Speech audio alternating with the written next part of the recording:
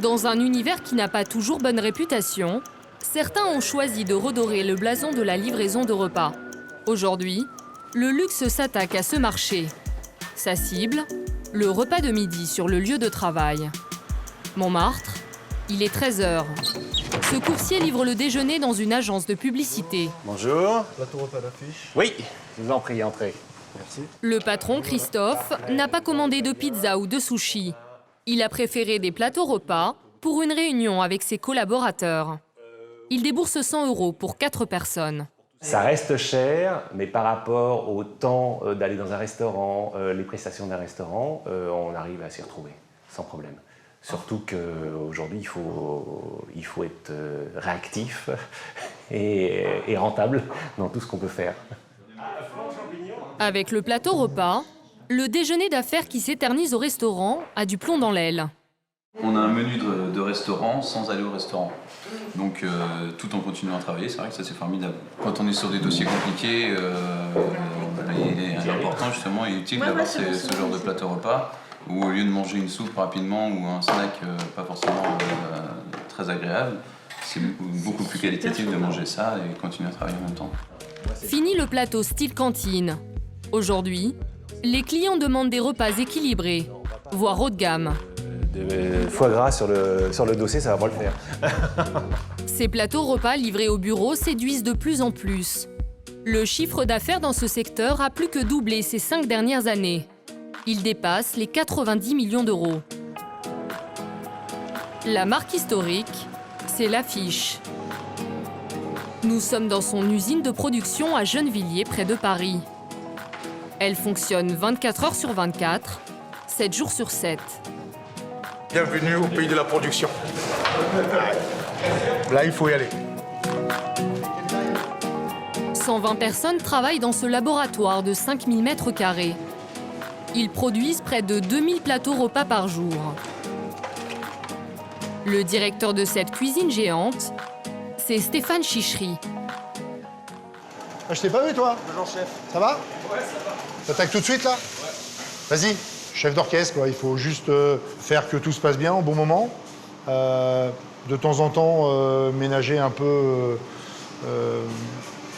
les coups de gueule, la fatigue, l'énervement. Mais bon, ça se passe plutôt bien.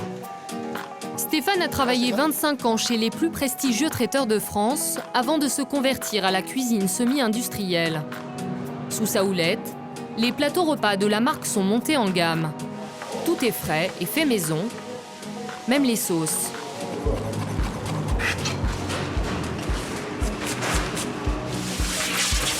Des boulangers s'activent 24 heures sur 24 pour faire du pain frais.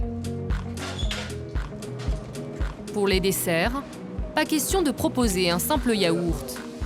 Au menu ce jour-là, macarons à la framboise et à la crème de verveine. Pour les plats principaux, en revanche, le chef cultive des classiques. Les clients commandent souvent la même chose, poulet ou saumon. Combien ton snack aujourd'hui, là? Combien, poulet? 400. 400. Donc aujourd'hui, 400 poulets en snackage. Et saumon derrière, combien? Saumon derrière, 400 aussi. 400 aussi. Donc ça, c'est les chiffres de base. Donc avant d'avoir nos commandes définitives, on sait d'ores et déjà qu'on vendra minimum 400 plateaux poulet, 400 plateaux saumon. Chaque semaine, près d'1 tonne de poulet est cuisiné ici. Les morceaux sont dorés sur la plancha pour leur donner une jolie couleur. Ensuite, ils passent 24 heures à cuire dans des fours à basse température. C'est le seul moyen pour qu'ils restent tendres une fois refroidis. Car c'est la particularité du plateau repas, il se consomme généralement froid. Il faut penser que très souvent, on va manger un plateau repas dans une salle de réunion, on va faire une pause de 30 minutes, on va rester sur le lieu. Si vous mangez quelque chose de chaud, vous avez une odeur, vous avez alors un poisson, ça sent le poisson. Et c'est vrai que par rapport à ça, se remettre à travailler après dans une salle où une odeur de cuisine, c'est pas forcément ce qui est le plus agréable. Par rapport à un restaurant traditionnel, Stéphane a une autre contrainte.